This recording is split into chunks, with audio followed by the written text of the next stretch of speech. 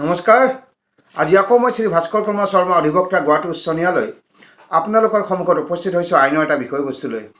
এই বিষয়বস্তুলৈ যোৱাৰ আগতে মোৰ যিসকল নতুন দৰ্শক তেওঁলোকক মই অনুৰোধ কৰি মোৰ চেনেলটো যাতে ছাবস্ক্ৰাইব কৰি লয়, লাইক কৰে, শ্বেয়াৰ কৰে আৰু কমেণ্ট কৰে। আৰু যিসকল ব্যক্তিয়ে অলৰেডি লাইক, শ্বেয়াৰ, কমেণ্ট আৰু ছাবস্ক্ৰাইব কৰিছে মোৰ চেনেলটো, তেওঁলোকক মই আন্তৰিক ধন্যবাদ জনাইছোঁ। আৰু যিসকল ব্যক্তি বা লোকে মোৰ এই ভিডিঅ'সমূহ চাই আইনৰ বিষয়ে কিবা এটা জানিবলৈ সক্ষম হৈছে অথবা লাভৱান হৈছে, তেওঁলোকে নিশ্চয়কৈ মোৰ চেনেলটো ছাবস্ক্ৰাইব কৰি ল'ব বুলি মই আশাবাদী, লগতে লাইক, শ্বেয়াৰ, কমেণ্ট কৰিব বুলিও আশাবাদী। আৰু এটা বিনম্ৰ অনুৰোধ আছে আপোনালোকক, যিসকল ব্যক্তিয়ে মোৰ এই ভিডিঅ'সমূহ চায় তেওঁলোকে যাতে ভিডিঅ'সমূহ শেষলৈকে চায়, আধাতে স্কিপ কৰি সমাপ্ত কৰি নাচায়। তেনেকৈ চালে বিষয়বস্তুটো বুজাত অলপ জটিল হ'ব পাৰে, কাৰণ আপোনালোকে সকলোৱে জানে আইনৰ বিষয়বস্তুটো অলপ আওপকীয়া। সেইকাৰণে অনুৰোধটো কৰিছোঁ, আৰু এই অনুৰোধটো আপোনালোকে সকলোৱে ৰক্ষা কৰিব বুলি মই আশাবাদী। এতিয়া আহিছোঁ আজিৰ বিষয়বস্তুলৈ। আজিৰ বিষয়বস্তুটো হৈছে উইল এখন কোৰ্টত চেলেঞ্জ কৰিব পাৰিনে নোৱাৰি, আৰু উইলৰ ভেলিডিটিৰ কিবা সময়সীমা আছে নেকি, এই বিষয়ে চমুকৈ আলোকপাত কৰিবলৈ মই চেষ্টা কৰিম। প্ৰথমতে আপোনালোকে জানি থওক, the terms of a will must be followed after the testator's death or demise. যিজন ব্যক্তিয়ে উইলখন বনাইছে, মই যদি বনাওঁ তেতিয়াহ'লে মই হ'ম টেষ্টেটৰ। সেই টেষ্টেটৰজন যেতিয়া ঢুকাব, তাত থকা টাৰ্মছখিনি, কণ্ডিশ্যনছখিনি ফ'ল' কৰিবই লাগিব টেষ্টেটৰজনৰ ডেথ আৰু ডিমাইজৰ পিছত। অৰ্থাৎ যিজন টেষ্টেটৰ থাকিব, যিজনে বনাই উইলখন, তেওঁ ঢুকোৱাৰ পিছত উইলত থকা টাৰ্মছসমূহ ফ'ল' কৰিব লাগিব। Since the main purpose of a will is to carry out the testator's wishes about his properties and other assets, যিহেতু উইলখনৰ মেইন উদ্দেশ্যটো হৈছে যিজন ব্যক্তিয়ে উইলখন বনাইছে, অৰ্থাৎ টেষ্টেটৰৰ যিটো মনৰ আশা বা মনৰ, আমি যাক উইচেছ বুলি কওঁ, তেওঁৰ মনৰ যিটো আশা, তেওঁৰ প্ৰপাৰ্টিখিনিৰ ক্ষেত্ৰত আৰু এছেটছৰ ক্ষেত্ৰত, সেইখিনি কেৰি আউট কৰাটোৱেই উইলখনৰ মেইন উদ্দেশ্য। A will's validity may be disputed even after the testator has passed away. যিজন ব্যক্তিয়ে বনাইছে, যাক আমি টেষ্টেটৰ বুলি কওঁ, তেওঁ ঢুকোৱাৰ পিছত উইলখনৰ ভেলিডিটিৰ সংক্ৰান্তত সমস্যা বা ডিছপুট হ'ব পাৰে। টু পুট ইট চিম্পলি, সহজ ভাষাত ক'বলৈ গ'লে, a will is valid whether it is registered or unregistered. এইটো কথা মনত ৰাখিব, এখন উইল ভেলিড হয়, সেইখন ৰেজিষ্টাৰে হওক বা ৰেজিষ্টাৰ নহওক, উইলখন আমি ভেলিড বুলি গণ্য কৰিব পাৰোঁ। কিন্তু কেতিয়াবা কি হয়, টেষ্টেটৰজন ঢুকোৱাৰ পিছত কেতবোৰ ডিছপুটৰ সৃষ্টি হ'ব পাৰে in the matter of validity of the will.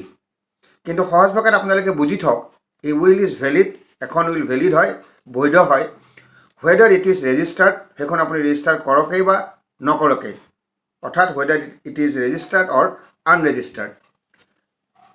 মনত ৰাখিবলগীয়া কথাটো হ'ল, there is no' time limit on when a will goes into effect. তেনেকুৱা ধৰণৰ কোনো টাইম লিমিট নাই, কেতিয়াৰ পৰা উইলখন ইফেক্ট হ'ব, তেনেকুৱা ধৰণৰ কোনো টাইম লিমিট নাই।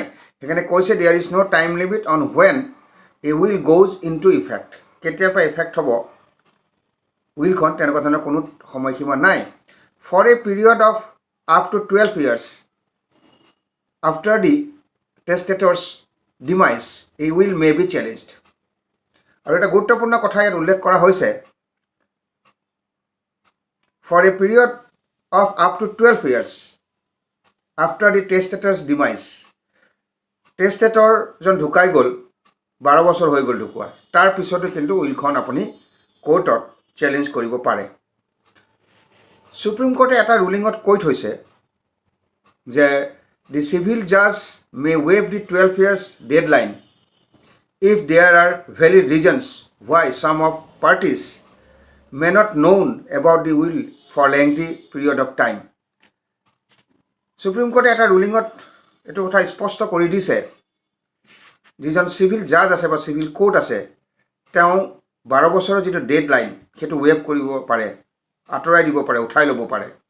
If there are valid reasons, যদি ভেলিড ৰিজনছ থাকে কি কাৰণে পাৰ্টিয়ে ইমান দিন উইলখনৰ বিষয়ে জনা নাছিল, তেতিয়া 12 ইয়াৰ্ছৰ যিটো ডেড লাইন সেইটো চিভিল কোৰ্টে উঠাই ল'ব পাৰে। আৰু এটা কথা, a will is still valid and enforceable even after the testator's death. এখন উইল বৈধ হৈ থাকিব আৰু ভেলিড হ'ব আৰু বলবৎ হৈ থাকিব বা চালু হৈ থাকিব টেষ্টেটৰজন ঢুকোৱাৰ পিছতো। অৰ্থাৎ যিজন ব্যক্তিয়ে উইলখন বনাইছে তেওঁ যদি ঢুকায়ো যায় তেতিয়া উইলখন ভেলিড হৈ থাকিব আৰু এনফৰ্চেবল হৈ থাকিব, অৰ্থাৎ বলবৎ আৰু চালু হৈ থাকিব টেষ্টেটৰজন ঢুকোৱাৰ পিছতো। However there is only a 12 year window' in which to contest a will. এখন উইল আপুনি কোৰ্টত চেলেঞ্জ কৰিব লাগিলে, কণ্টেষ্ট কৰিব লাগিলে নৰ্মেল যিটো গাইডলাইন সেইটো ফ'ল' কৰা হয়, যিটো হ'ল 12 years। সেইকাৰণে কৈছে however there is only a 12 year window' in which to contest a will and if someone want to do so after that time they must provide justification. Normally এটা deadline fix কৰা হৈছে, এইটো 12 years আৰু এই 12 বছৰৰ ভিতৰত আপুনি উইলখন challenge কৰিব লাগে। এই 12 বছৰৰ পিছত যদি 12 বছৰ হৈ গ'ল উইলখন, তাৰপিছত যদি আপুনি চেলেঞ্জ কৰিবলৈ যায় তেতিয়াহ'লে আপুনি কোৰ্টত জাষ্টিফিকেশ্যনটো শ্ব' কৰিব লাগিব। মনত ৰাখিব, the will is deemed to be executed if its provisions have been carried out. উইলখনত যিখিনি প্ৰভিজন দিয়া থাকে সেইখিনি যেতিয়া এক্সিকিউট কৰা হ'ব তেতিয়াহ'লে তাত থকা প্ৰভিজনখিনি যেতিয়া কেৰি আউট কৰা হ'ব, অৰ্থাৎ যেতিয়া ফ'ল' কৰা হ'ব, তেতিয়াহ'লে উইলখনত থকা প্ৰভিজনখিনি যেতিয়া আপুনি কেৰি আউট কৰিব তেতিয়া উইলখন এক্সিকিউট হোৱা বুলি ধৰা হয়। সেইকাৰণে কৈছে দি উইল ইজ ডিম টু বি এক্সিকিউটেড, উইলখন এক্সিকিউট হোৱা বুলি ধাৰণা কৰি লোৱা হয়, অনুমান কৰি লোৱা হয় if its provisions have been carried out, তাত থকা প্ৰভিজনখিনি যদি কেৰি কৰা হয় বা ফ'ল' কৰা হয়। Indian law does not have any particular provisions governing duration of will. আমাৰ যিটো ইণ্ডিয়ান ল আছে তাত কিন্তু ক'তো এইটো স্পেচিফাই কৰি দিয়া নাই, কিমান সময় এটা স্পেচিফাই কৰি দিয়া নাই আমাৰ আইনত ৰিগাৰ্ডিং ডিউৰেশ্যন অফ উইল। উইলখনৰ সময়সীমা কিমান হ'ব তেনেকুৱা ধৰণৰ কোনো স্পেচিফাই সময়সীমা আমাৰ ভাৰতীয় আইনখনে স্পেচিফাই কৰি দিয়া নাই। সেইকাৰণে কৈছে Indian law does not have any particular provisions, কোনো পাৰ্টিকুলাৰ প্ৰভিজন নাই আমাৰ ইণ্ডিয়ান লত গভৰ্ণিং ডিউৰেশ্যন অফ উইল। উইলখনৰ সময়সীমা কিমান হ'ব তেনেকুৱা ধৰণৰ কোনো সময়সীমা বা ডিউৰেশ্যন আমাৰ ইণ্ডিয়ান ল যি আছে তাত সেই প্ৰভিজনত কোনো স্পেচিফাই কৰি দিয়া নাই সময়সীমাটো। কিন্তু দি টাৰ্ম পাৰ্মানেণ্ট উইল, এটা শব্দ আছে পাৰ্মানেণ্ট উইল।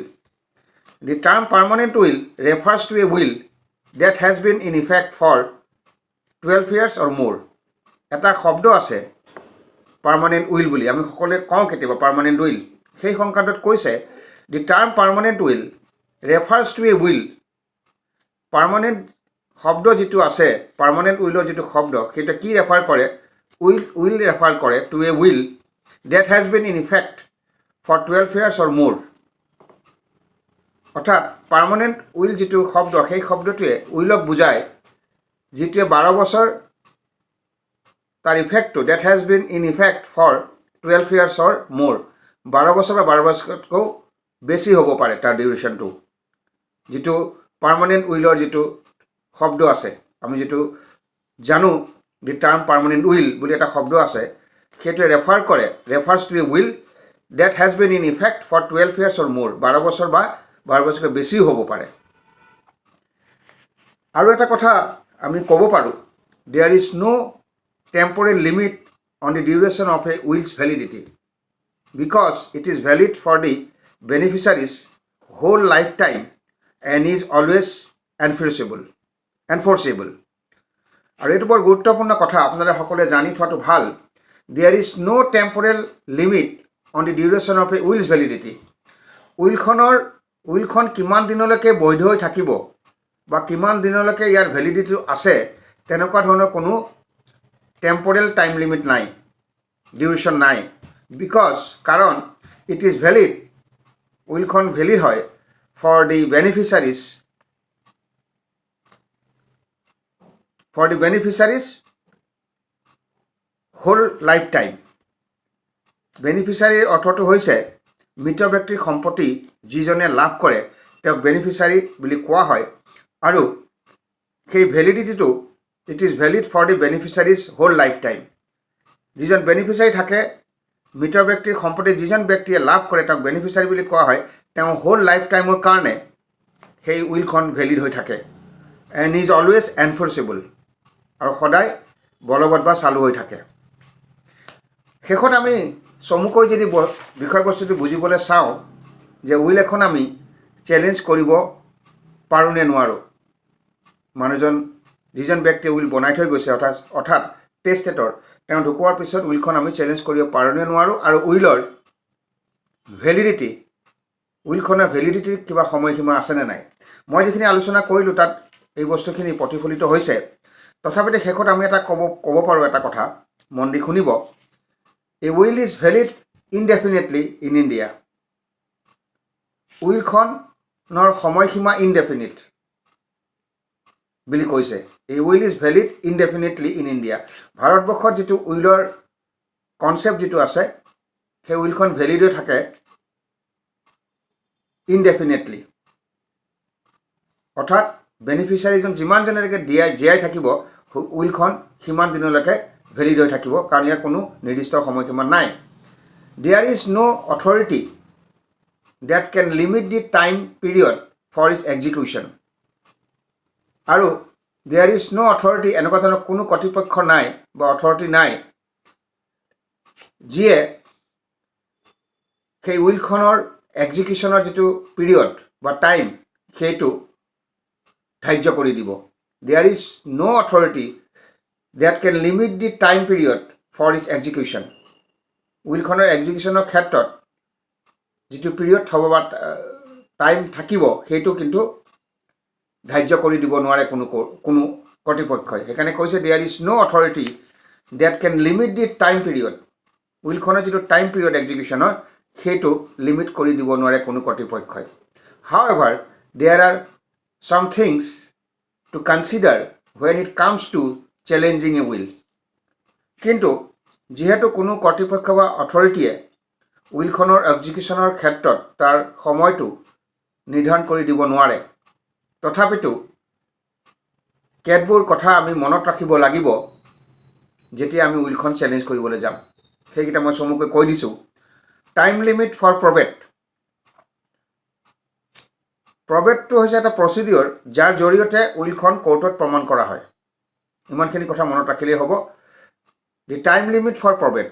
উইলখন চেলেঞ্জ কৰিবলৈ যাওঁতে এই কথাকেইটাৰ ওপৰত গুৰুত্ব দিয়া হয়। 1 নম্বৰত টাইম লিমিট ফৰ প্ৰবেট।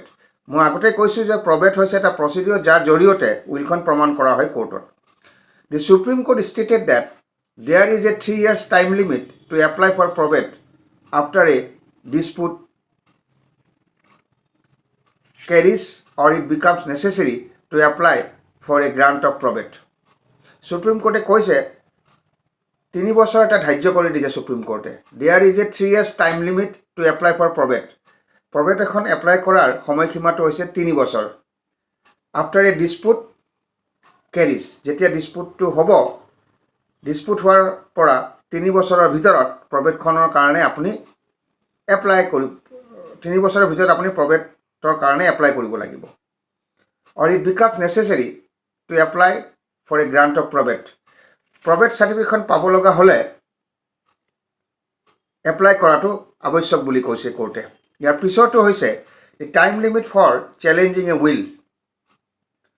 উইলখন চেলেঞ্জিঙৰ ক্ষেত্ৰত কি টাইম লিমিট আছে? The Indian Succession Act does not specify a time limit for challenge a will but it is generally recommended to challenge it as soon as possible. The burden of proof increases with time, and the court may view excessive delays with suspicion. অৰ্থাৎ আপুনি যেতিয়া উইলখন challenge কৰিবলৈ যাব তেতিয়াহ'লে যিটো কথাৰ ওপৰত যিকেইটা কথাৰ ওপৰত গুৰুত্ব দিয়া হ'ব তাৰ 1 নম্বৰত মই ক'লোঁ টাইম লিমিট ফৰ প্ৰবেট 3 বছৰ, টাইম লিমিট ফৰ চেলেঞ্জিং উইলখন চেলেঞ্জৰ ক্ষেত্ৰত যিটো টাইম লিমিট আছে সেই বিষয়টোৰ ওপৰতো গুৰুত্ব প্ৰদান কৰা হয়। কিন্তু দ্য ইণ্ডিয়ান ছাকচেছন এক্টত কৈছে যে অৰ্থাৎ Indian Succession Act does not specify a time limit for challenge a will. আমাৰ ইণ্ডিয়ান ছাকচেছন যিখন এক্ট আছে তাত কিন্তু কোনো সময়সীমা ধৰি দিয়া নাই উইলখন চেলেঞ্জ কৰাৰ ক্ষেত্ৰত। But it is generally recommended, কিন্তু এইটো পৰামৰ্শ দিয়া হয় টু চেলেঞ্জ ইট এজ চুন এজ পচিবল। যিমান সোনকালে পাৰে, যদি উইলখনৰ সংক্ৰান্তত কিবা ডিছপুট হয় যিমান সোনকালে পাৰে সিমান সোনকালে চেলেঞ্জ কৰাটো উচিত।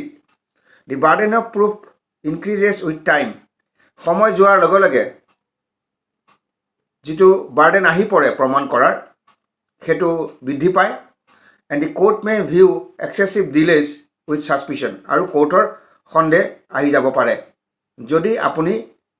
যদিও কোনো টাইম লিমিট স্পেচিফাই কৰা নাই ইণ্ডিয়ান ছাকচেছন এক্টত উইলখন চেলেঞ্জ কৰাৰ ক্ষেত্ৰত, তথাপি যিমান সোনকালে পাৰে আপুনি উইলখন চেলেঞ্জ কৰা উচিত, কাৰণ ডিলে হ'লে কোৰ্টৰ মনত সন্দেহৰ ভাৱ উদয় হ'ব পাৰে। আৰু সবচে গুৰুত্বপূৰ্ণ কথাটো হৈছে validity of a registered will. A will's registration does not guarantee its validity or legality. উইলখন ৰেজিষ্টাৰ হ'লেই ই গ্যাৰাণ্টি নিদিয়ে যে উইলখনৰ বৈধতাটো আৰু লিগেলিটিটো।